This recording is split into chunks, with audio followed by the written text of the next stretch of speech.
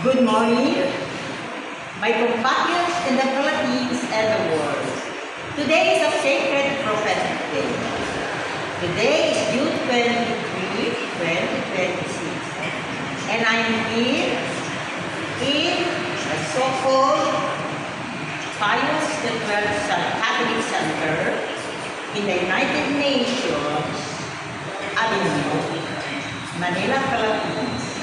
To my national global compatriots, let me tell you how crucial this is for me. I agreed and accepted with such grace and blessing that this national convention will truly fulfill my University of the Philippines PhD dissertation entitled Pamatalaan ng Pagbukas sa Tipan ng Mahal na Ina, or as I translated it abroad, Sacred Prophetic Politics, the unfolding of the covenant with the Great Mother.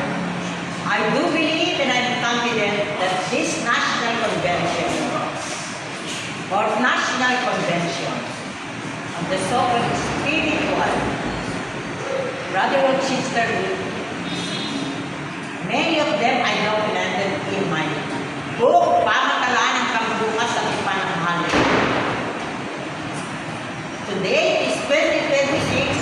It is not just the unfolding, it is not just the opening, but the fulfillment, the sacred prophetic covenant of the Philippines for the world. And now, may I show you, this is Cardinal Jose Advincula. He is in my photo text publication entitled St. Joseph Barangay Education for the Golden Filipino Civilization, Prophecy of Dr. Jose Rizal and Dr. Ferdinand Blumentritt. In the photo, I was with him together with the former Philippine Ambassador to the Vatican, Grace Lucio Princesa. And now, here we have the current, the new Pope, Pope Leo XIV. I prophesied in Baguio. The Holy Spirit told me to tell the people there that the Holy Spirit has chosen to be the new Pope,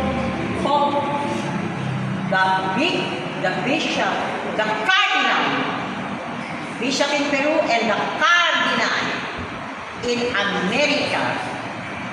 And now, Robert Prevost, now Pope Leo XIV. Amen.